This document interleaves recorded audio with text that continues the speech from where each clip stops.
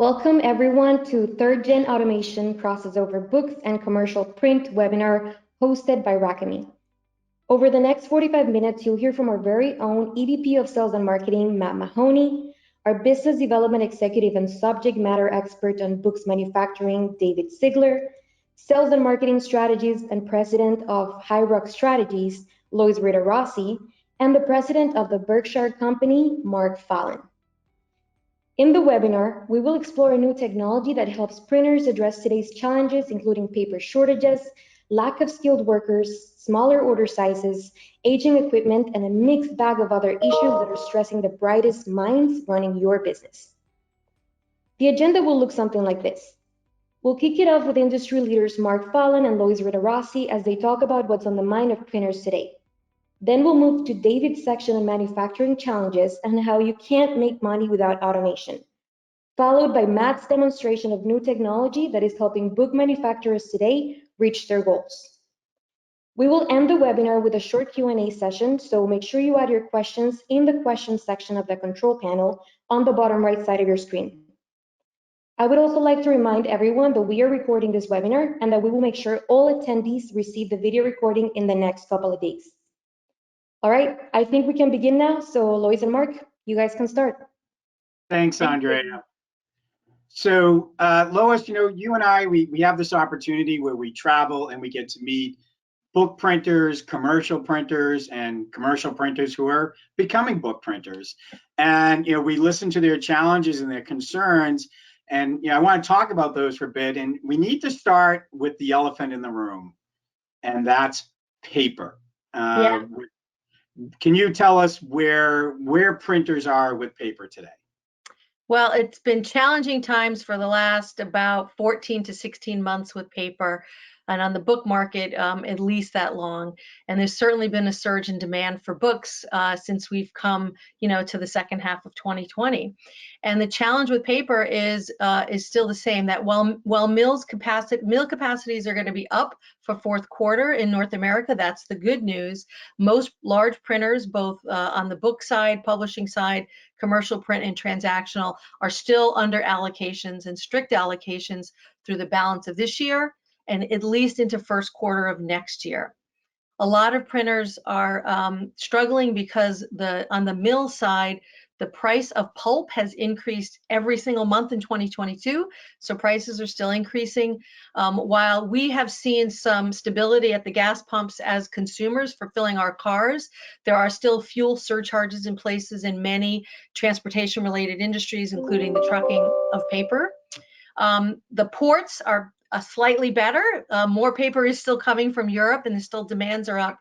But the challenges with Europe with the war in Ukraine and the impact on the economies there are still making it very challenging. So there's no real breathing room in paper that's really expected until sometime in the second half of next year. And the droop rule still applies. And for those of you who don't know droop, it's something Lois and I learned earlier this year, and it means don't run out of paper. And along with that, though, and I think that this is, both because of the demand and because of the way people are running presses, is that we're seeing shorter runs, right?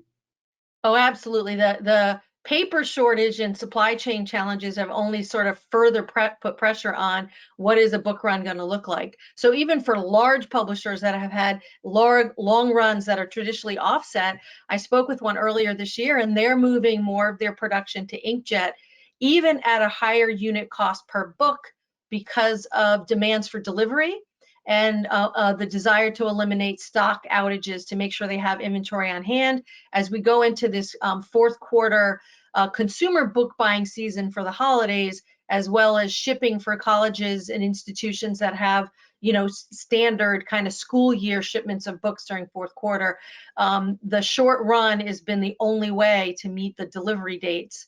So a lot of printers are looking at shorter runs, and they're looking for more flexibility to be able to get book blocks done fast and get them through bindery faster, which really has, and many have found that traditional book bindery is very manual. And luckily with inkjet and digital technologies, There are some great automation tools, which Matt's going to share with you some of them a little later today. But automation is the name of the game to be able to meet customers' delivery really, and to handle the demands for all the shortages that are occurring elsewhere in the book manufacturing world. And you briefly mentioned this, with the changes in technology. You and I were just at a customer that had an offset press, had toner-based equipment, and had inkjet, right? So that's another challenge, isn't it? Both advantage and challenge? Yeah, so interestingly enough, the book manufacturers that are being most successful and serving the needs of the large publishers who dominate the market really have wrapped a bunch of services around print.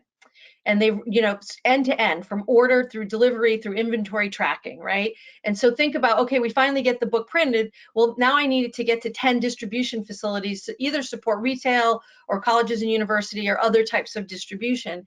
So printers who have added those services have done well. And printers who have added inkjet have been able to be more responsive and flexible in their manufacturing lines so that they can do the short runs. Maybe we only print 2,000 or 3,000 books and meet a date, and then we go back on offset press to, fill the gaps and handle distribution. So in that sense, distribution costs are up and logistics are more complicated. But the other challenge that printers are finding is if their pre-press and their software was configured for offset, the imposition and setup of those jobs is dynamically different on inkjet, whether cut sheet or continuous feed, right? And then matching covers, which are typically done on toner devices, to inkjet book blocks requires just another level of barcoding and automation to make sure we put the right covers on the right books. So workflow challenges are being further exacerbated as clients are really scrambling to figure out how they can get all the books out that customers are demanding of them, while with a tight supply on paper in addition. And with workflow are workers, right? That pressmen, and it's mostly men, but press operators are generally, they're closer to my age than some of the listeners on this webinar, and those aren't necessarily the same people running inkjet. So can you talk about how are the companies dealing with this shift in labor? So I've spoken to several commercial printers, book manufacturers, and publishers in the last year, and they really shared a lot of insights about the challenges with labor. So, we've had labor challenges across every industry, but in our industry, it's not just the great resignation, it's the great retirement. As you said, Mark, press operators, bindery, people who are in, over 55 years old are looking at retirement a whole lot differently in light of everything that people have experienced in the last 2 years. I've spoken with a book publisher on the East Coast and one in the Midwest, and they can't hire bindery operators. They can't run a second shift the way they used to run a second shift. I've spoken to commercial printers who do, all types of printing and publication related work, and they are making huge investments in automated bindery equipment and automated workflows. So one person, one operator can either run multiple machines or run machines that are going to get a higher throughput to get more finished product, in the hands of their customers. The newer and more automated equipment also has the advantage where if they're looking at that unskilled labor pool, and whether it's Chicago, Atlanta, Los Angeles, or Omaha, the challenges are people are looking, if they're looking to hire younger people, they're looking to use digital technologies. People want to be engaged with using computers and digital things as they work. So the good news for the software and the finishing partners that have done a great job with automation is that it's providing more of a career path for the unskilled labor in the manufacturing world, where we have so many customers that are, that are challenged to really maintain all of the operators that they need to meet the demands. So this is a webinar about books, and we cannot talk about books without also talking about, I talked about one elephant being paper, and then there's the elephant known as Amazon. And while Jeff Bezos found out this week he's only the third richest man in the world, I know, I feel so bad for him. He's still really driving the book market, right? Amazon is just so critical. I would imagine some of the folks who are listening work with Amazon, not just competing with them. So what are they doing, and what can we learn from Amazon?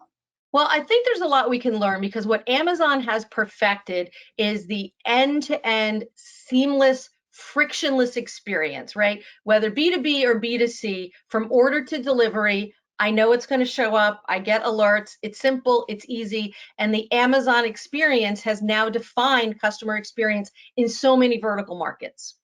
On the book publishing side, where they, obviously their history is while they control a huge amount of book printing and connections to publishers and titles, and they have one of the largest teams of technical programmers who understand workflow and logistics and printing, Amazon still outsources about 90% of their book printing.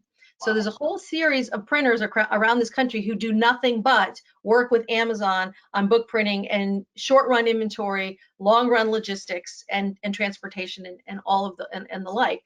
So the interesting thing that I think that we can learn is that the specialization of manufacturing of books requires automation, but it requires visibility. So just like Amazon needs to know in order to be able to send out alerts for your shipments on time, it's in the mail, expected delivery dates, and all the last mile delivery notifications that we get, whether we're ordering books or something else, the smart book printers who are serving publishers outside of or around the ecosystem of Amazon have also found they need visibility into their production environments. So if they have to move a job from an offset press to an inkjet press in order to meet a delivery date, they need visibility. I spoke with one of the largest publishers in North America early this year, and while 2 years ago they were fully offset because of their volumes, in the last 2 years, about 15% of their work is now digital, primarily book blocks on inkjet, because their planners who are planning for hundreds of titles in support of the education market, they need visibility. So they're working and selecting print partners who have the flexibility for digital and offset and visibility into the manufacturing environment so they can make more rapid and better decisions so that, again, they meet those delivery dates and they eliminate stock outages. So I think there's a lot to learn from Amazon and what they've done, and the printers who have made investments in workflow are really the ones who are leading. And before I turn this over to Dave, the other thing that I found very interesting about Amazon, like you said, they have all these automated systems, they have these integrated systems, but when it came to print workflow, they knew they didn't know that area and they bought rather than built. And I thought that was another lesson, right? In today's environment, do you have to build it yourself anymore when there's good tools that are available? So Lois, yeah, Lois, thank you. This has been a great way to start off. What I'd like to do is bring Dave back and kind of, we've gone macro, and perhaps Dave can come back and tell us some detailed problems that printers are having and how they're resolving them. Dave?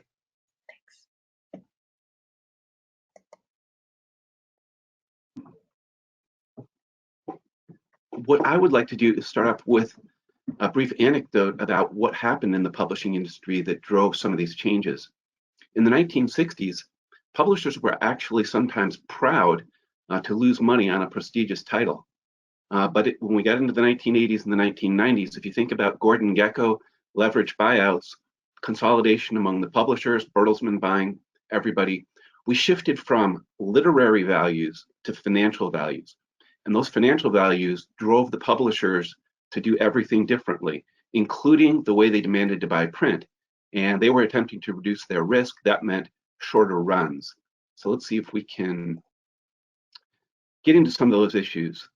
That means you, as a book manufacturer, face the challenge of processing many more orders at shorter run lengths and making money in doing that. So digital printing certainly is an aid there. However, as Lois was mentioning, if you just insert a digital device into a conventional workflow, most of the value will be lost. Also, historically, between this consolidated publishing industry and I'm told that I'm not sharing my screen, so my apologies to you. Typically, consolidated publishers and very powerful retailers, Barnes & Noble, Amazon, we in the middle did not have much leverage. Now, for the past few years, that's been a little different because You see the number one problem for, or one of the problems for publishers is that there's not enough print capacity right now. However, through this year, book printing is down by 6%, and therefore there is a little bit more pressure back on us. I think Lois did a good job talking about labor, so I am not going to spend any time talking about that one. I'm going to have to collapse my control panel screen because I can't see my own slides. One of the things that I have run into, you think of Sinclair Printing in Los Angeles, large, reputation for high quality, fully depreciated assets. And if you approach them to talk to them about an HP T240 or any other type of inkjet, the investment isn't just in $2 million for the device. They may have to change their bindery as well. They may have to build out, add venting systems and so on. And so it's very hard for them to get their head around, how do I make money doing this in this market when I have fully depreciated presses? If you've got an M600, if you've got a T48, those are great presses, but they really aren't built for the current challenges in publishing. As we mentioned, the publishers are facing the issue that right now they can't even get their titles out. That's a big deal. For the year, most recent year, I could find information, which was 2019, over half the titles that were sold at Barnes & Noble were backlist. And there's a big deal as well with things that have gone out of print. In the wake of the murder of George Floyd, there was huge demand for books that were on race and racism, many of which had been out of print for years and years. You can't do that with conventional methods. Lois mentioned the port congestion. I'll just give you one statistic, which I read in the Wall Street Journal. By the way, at the peak, there were 73 container ships off the port of Los Angeles and Long Beach. And guess where most four-color printing gets done? In China. So that's a big deal. Well, this past year for Christmas 2021, there was a story in the Wall Street Journal that on one particular ship, let me see what it was. Each container, by the way, carries about 40,000 books. And on this particular ship, there were 22 containers on that one ship with 40,000 books each. And that vessel was offloaded on December 23rd. So those books did not make it to the shelves for Christmas. So while there are anecdotal stories about book manufacturers who can survive doing business the usual way, the old way, it's increasingly difficult and increasingly impossible to make money. Automation is really important. This represents just one problem: transaction management costs. So if you're printing 5,000 books and it costs you $550 in transaction management costs, that's not such a terrible thing. On the other hand, if you're making 100 books and it costs you $125 in transaction management costs, and you have to do that 5, 6, 7 times a day, you're probably not in good shape. Just one example. So manufacturing automation has the advantages of reducing or eliminating manual tasks, takes the pressure off us in the labor, as Lois was talking about, and automatically progresses files through the system. I'm going to regress just a moment here. There was a prominent research company years ago that ran a big show at the Javits Center, and they would always say print on demand is a process, not a product. And I would fight them, because the way to make money in print on demand is to productize. You make 5 by 8s, 6 by 9s, and 8.5 by 11s on one of 2 paper stocks. Because if you are a digital job shop, you're probably not going to make money. Automation reduces labor costs, fewer people, and things get progressed automatically, and the quality is higher. It decreases cycle time. This isn't talked about a lot, but cycle time is one of the main ways that you add value in the new way of publishing and printing. So hundreds of processes and jobs serially, automatically flow through the system. Decreased waste as well. That T240 I mentioned, if you have changeovers and make-readies, you can waste a couple hundred feet of paper every time you go from one roll to the next. At this point, I'm going to focus on a couple of examples which illustrate what was going on here. In this case, you have a guy who was a publisher but also had a print shop. Everything began with their MIS system, which is not represented here, but that MIS system had the books the digital assets. What they would do is they'd start with a warehouse and they would run a report of everything they had in the warehouse. That would then get manually entered into the MIS system in order to generate a job ticket. There was then a master scheduler. This is the guy who pushes those jobs down to the printing facility. There were over 7,000 titles. Everything was done manually. Every step that you see here is done by a person and then progressed manually to the next step. So that's a lot of labor. What gets worse is that the pre-press guy was frequently the one determining which printer stuff would go on, because he was just doing this manually. There was no print automation system. By automating, then you can automatically connect their warehouse system to the MIS system to these various steps, coordinate each of those steps all the way through. So their result by automating was increased productivity, more capacity out of the existing system, reduced labor, and of course, decreased cycle time. Let's look at another one. This is a fairly typical digital book manufacturer, but as is common, most book manufacturers are also doing commercial work. So you can see in this case, wide format. These guys had decided that they were going to do some automation on their own. So they selected commercially available software and they wrote scripts to stitch it together. And that worked pretty well for them for a while. It did what they wanted to do. It did not capture the full value in the model. And the reason is, for example, each of those printers that you see over there on the right-hand side box has a different setup. So you couldn't move something from one printer to the next. Great printers, by the way, but you couldn't move anything from one printer to the next, etc. After a while as well, things started to age. So as changes were made, they would have to update their scripts and so on. So they needed a solution, an automation solution, to go to a more fully automated, off-the-shelf kind of a system. And their solution was us, Alchemy. So in this case, we act almost as a bus. So we're communicating with all of the various steps here.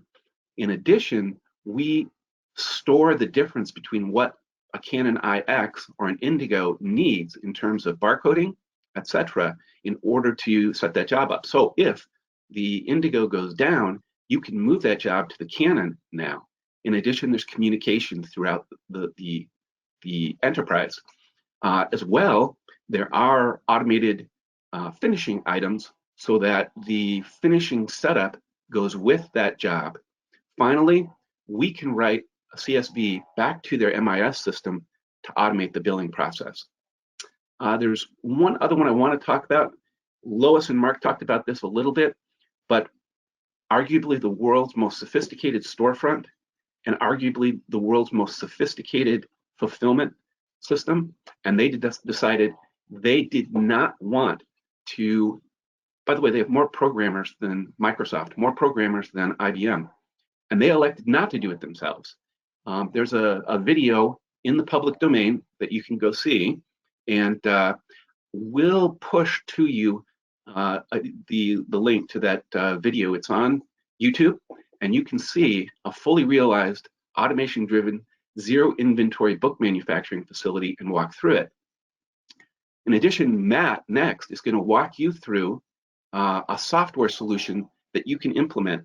I would mention, since we haven't talked about this yet, you think about something that R.R. Donnelley or Amazon would do, and you're thinking seven figures, mid seven figures maybe, in order to do it. It's just not the case.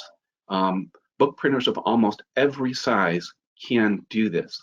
So Matt, I think we're going to introduce you at this point, and take it away, Matt. All right, thank you, David. Okay, so the good news is, I guess all roads lead here to a detailed discussion about automation. And let me just share my screen. But the good news is that today's automation tools, as David said, are getting cheaper, they're getting faster, and they're getting smarter. So where you might have had to write code for things even 5 years ago, big advancements have been made in automation tools that we'll call sort of low code tools that a programmer might still use. But sorry, let me just get this out of my screen preview here. But a programmer might still use, but they don't have to write as much code, and they can deploy things faster. And even maybe a non-coder could create some workflows and automate things. But the other thing I want to mention here is that in automation, and David showed you some examples, the focus has really been on taking existing products and sort of weaving them together, creating your own automation, or maybe even buying a tool that would allow you to weave them together and automate tasks.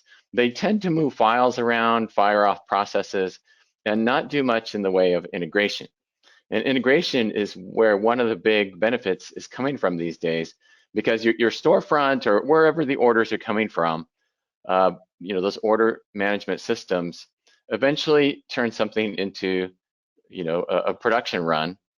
And when the production run is done, you want to let the accounting system know that, we printed so many pieces and we get the billing out and you charge for that work and for those pieces. And even update the storefronts and order management systems so that people would know that where an order stands. The order was received, it was printed, it was shipped, it arrived, those kinds of things that Lois talked about earlier, where statuses are so important. And in order to get statuses system-wide, I'll call this the entire system, the automation tools have to be more intelligent than they've ever been. And so in between those systems, what you're finding today is that these automation tools are taking the orders in, they're understanding who is the order for, what is the product that's being produced? Is it a book or a flyer or a poster or whatever it is? And turning that into instructions for machines to tell those machines what to do. And if the machines are tied together where you have a printer and other finishing devices attached in a production line, then you want to be able to tell each one of those devices in the line what to do. And this is where you get a deeper level of automation when you're not just moving files around and automating things like a lot of the focus tends to be like, let's say right here, barcoding, batching, sequencing, pre-flighting, imposition, this kind of stuff right here tends to be the focus of automation. But the integration is so critical to being able to intelligently batch for production efficiencies and be able to put the instruction set in for those production lines so that nobody has to do anything but watch it run. And then finish off with telling the back office systems what to do and the storefronts with, hey, here's the status of that order so that a consumer or a company, a customer can check that status. Okay, so this is what I'm going to show you today is some technology that fits right in this middle space that has some key things. And those key things are, let me just tell you here, you've got to know you have to know the product. You have to know I'll say the customer that's requesting it. So you need customer information, the product, and then other things like the inventory and the timing, the schedule. So there's these business factors that come into play in this discussion about the technology. Okay, so I'm going to log into the automation system. Automation, by the way, is synonymous now with dashboards, because when you automate things, you're not going to call somebody and say, what's the status, where is this job or this piece, right? You're going to go to a system that's going to tell you that, because it all happens automatically. It's a black box, the automation, really. Once you set it up, it just does its thing. So I'm logging in now. This is a tool we call Alchemy. I'm going to log into Alchemy Books level, assuming that I'm, say, a commercial printer. And these are my customers. I have different customers who are asking for things. And the reason we show that is because you can organize automation and dashboards and users by the different customer types. So while I might use one automation tool to run the facility, I can let my customers log in different ways and only see their work. So here's what this dashboard looks like. I'm going to get right to the automation here, but I just want to show you the visibility because it is deeply tied to the automation. So here we see orders coming in. I'm on the orders tab over here, a bunch of different orders, Woodbridge, Books A Million, whoever. And then you can follow an order all the way through its job processing and see even down to here, I have inside pages and the cover. So this is Joe's book that's being produced. And we don't really care where these orders come from. They can come from systems. Someone might be ordering a finished book, like from Amazon, or they might be, going to a site like a storefront, and they're self-publishing, and they want to define all these characteristics of their books. So it doesn't really matter, but those things get tracked through the system and pushed through the various stages of automation, all the way to the point of right here. You see it's ready for print. If I want to see, what happened to that, I could look at the operational progress, and I can see there were several steps that it ran through in automation. Right now, it's holding for printing, because in this particular example, the operation wants to go to a print management screen and be able to see all their jobs that are ready to be printed, and they want to control the delivery to the devices. Doesn't always have to be this way. You could automatically send to devices, but this is just an example of how that could play out. Now, the workflow tool is one that you've seen if you've worked with workflow tools before. They all kind of have a blank canvas where you can drop activities onto the screen. And those steps are pre-built so that you don't have to write code, right? And in some cases, you may get some more sophisticated than what's available in the workflow tool. And you'd want to be able to write your own scripts or call out to an external program. And so you want to make sure your automation tool can do that. In this one here, we've got a storefront order that's coming in. We create a job. So, and you see here, this peach box has a little word there. I don't know if you can see it on this webinar, but it says file. And this green box says job. And this blue box with more steps in it says job details. That's tied to the dashboard that I showed you. So you see files or orders, the jobs, and the job details. Job details are things like splitting. So there's two different workflows. The inside pages go through a different workflow into a different printer than the cover does. And so the workflow would present those statuses for those different legs of the workflow that components go through.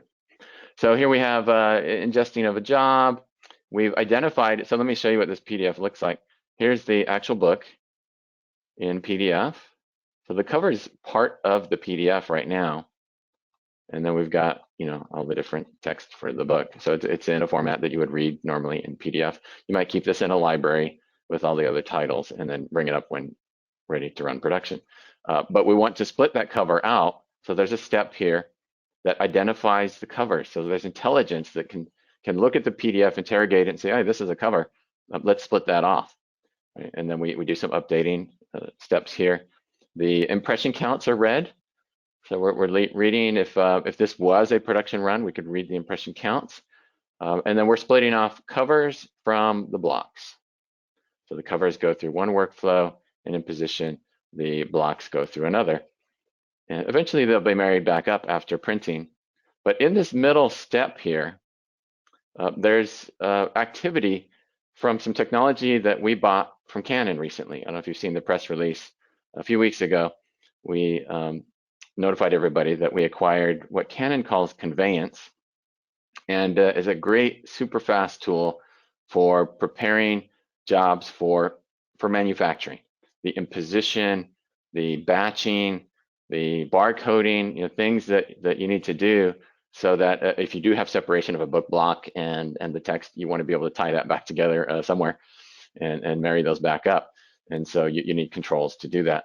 So this tool called Conveyance, we call it Alchemy Books, sits right in here in the workflow.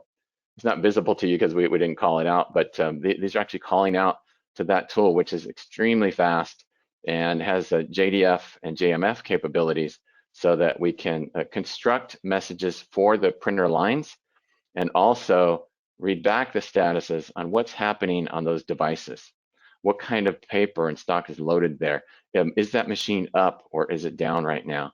And how long did it take to run the job? Those kinds of things so that capacity planning can be done. So this workflow tool is native to Alchemy, but demonstrates to you that you could call out to other products as well. In fact, if I wanted to, I don't know, let me see here. If I wanted to, export a file, I might add it to a stage here somewhere, and then I could create an export of some information that might be shared with another system. If I wanted to call an external program, I could bring that in here and call an external program, and the command line or API, whatever. And so the kinds of tools you want to look for today not only have that integration capability with an MIS or a storefront or accounting system through APIs, for example, but also gives you this capability to call third-party products, because you're not going to throw away what you have and start over. Right? You're running the business, you have investments in software and hardware, but you have some holes to plug, and the workflow tool that you choose should be able to plug those holes without throwing everything away and starting over.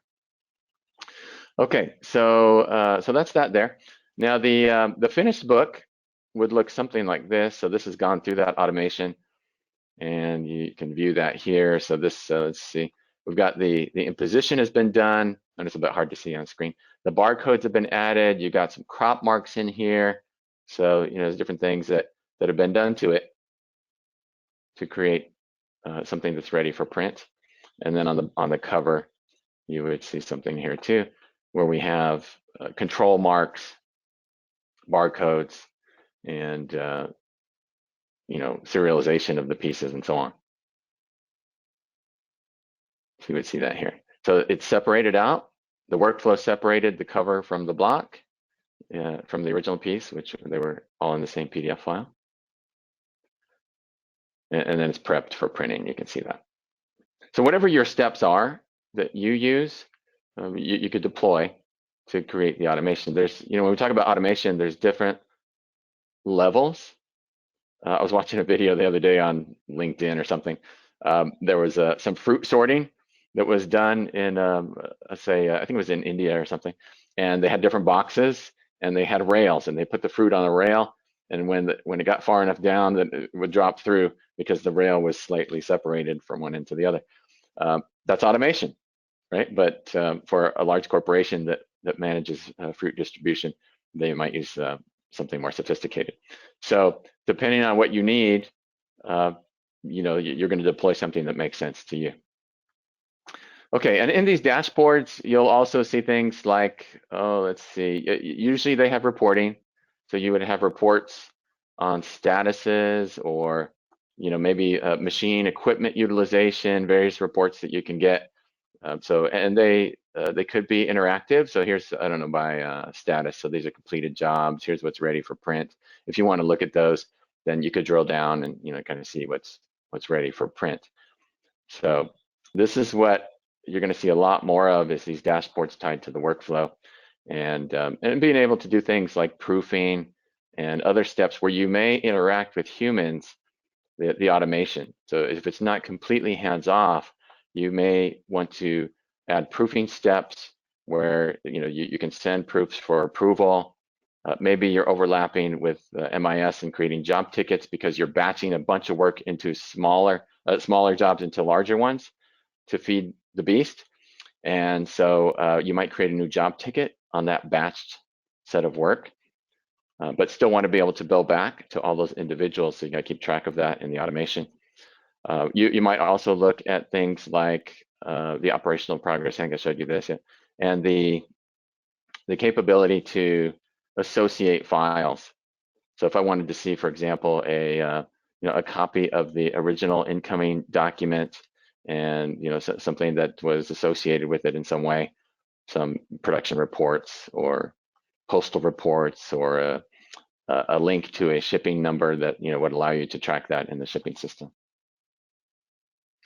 Okay, so that's the just a quick look at this. If you'd like to see more, we could spend an hour doing a demo of this particular product on the automation capabilities and the JDF, JMF, and all the tracking that goes along with the production work.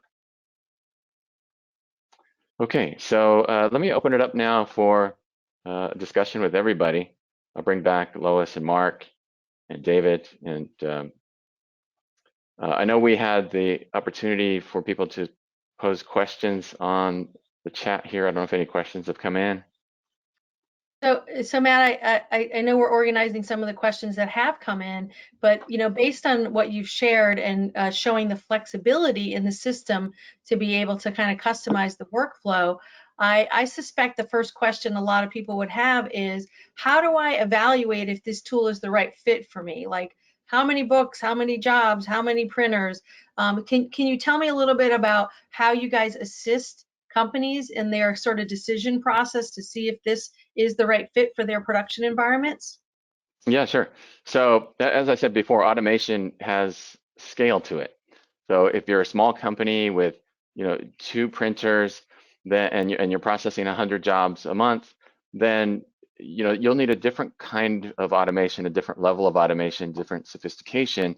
You might rely more on people because it just makes sense for you there than somebody who has 100 printers and 15 different facilities and need to manage, all of this activity with thousands and thousands of jobs every month.